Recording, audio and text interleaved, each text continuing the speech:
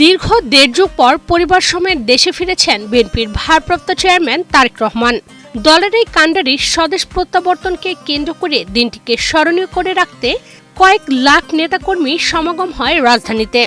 Bashundhara smart সিটির পাশে অবস্থিত ৩০০ ফিটে তারেক রহমানের জন্য তৈরি সংবর্ধনা মঞ্চে কয়েকদিন আগে থেকেই সারা দেশ থেকে নেতাকর্মী আসতে শুরু করেন। শহীদ প্রেসিডেন্ট জিয়াউর রহমান ও বেগম খালেদা জিয়ার বড় ছেলের স্বদেশ প্রত্যাবর্তন ঘিরে মানুষের মধ্যে ব্যাপক আগ্রহ দেখা যায়। এদিন বিএনপি ছাড়াও সমমনা রাজনৈতিক দলের নেতারা মঞ্চে তারেক রহমানকে অভ্যর্থনা জানান। স্যান্ডেলিনা সো, রূপচর্চায় আভিজাত্য। আর সামাজিক যোগাযোগ মাধ্যমে পোস্ট দিয়ে তার দেশে ফেরাকে স্বাগত জানিয়েছেন জামায়াতে ইসলামী ও জাতীয় নাগরিক পার্টির শীর্ষ নেতারা। বিএনপির ভারপ্রাপ্ত চেয়ারম্যানকে স্বাগত জানিয়ে বাংলাদেশ জামায়াতে ইসলামীর আমির ডাক্তার শফিকুর রহমান ২৫ ডিসেম্বর বৃহস্পতিবার নিজের ফেসবুকে লিখেছেন, জনাব তারেক রহমান, সপরিবারে সুস্বাগতম। অন্যদিকে জাতীয় নাগরিক পার্টির আহ্বায়ক নাহিদ ইসলাম নিজের ফেসবুক পোস্টে লিখেছেন, দীর্ঘ ১৭ বছর পর দেশে ফিরেছেন বিএনপির ভারপ্রাপ্ত চেয়ারম্যান জনাব তারেক রহমান। একজন বাংলাদেশি নাগরিক ও রাজনৈতিক নেতা নিজ ভূমিতে ফেরার এই অধিকারটি পুনরুদ্ধার হওয়া আমাদের গণতান্ত্রিক লড়াইয়ের একটি ইতিবাচক প্রতিফলন। নাহিদ লিখেন, তারেক রহমান এবং তার পরিবার রাজনৈতিক ভিন্নমতের কারণে রাষ্ট্রীয় নির্যাতনের শিকার হয়েছিলেন এবং তাকে দীর্ঘ সময় নির্বাসিত থাকতে হয়েছে।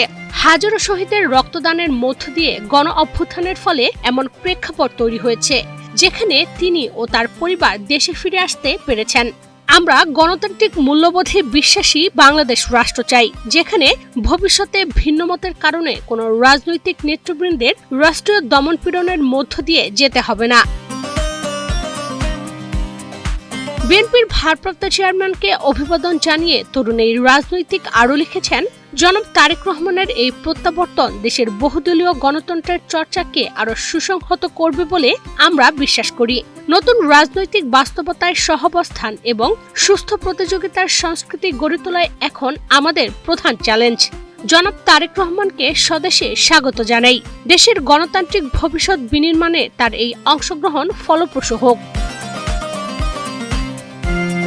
এনসিপির আরেক নেতা সার্জিস আলম লিখেছেন, বিএনপির ভারপ্রাপ্ত চেয়ারম্যান জনাব তারেক রহমান প্রায় দেড় যুগ পর বাংলাদেশে ফিরছেন। স্বৈরাচারের পতন, পরিবর্তিত পরিস্থিতি, নানা উত্থান পতন, রাজনৈতিক ক্রমধারার এক গুরুত্বপূর্ণ সময়ে গুরুত্বপূর্ণ চরিত্রে তিনি আজ বাংলাদেশে আসছেন। আমরা ২৪-এর অভ্যুত্থান পরবর্তী বাংলাদেশে তাকে স্বাগত জানাই। বাদ যাননি এনসিপির শীর্ষ নেতা হাসনাত আব্দুল্লাহ। তারেক রহমানকে স্বাগত জানিয়ে তিনিও নিজের ফেসবুকে একটি দীর্ঘ পোস্ট করেছেন। ইশরাত চৈতি, বাংলাদেশ প্রতিদিন।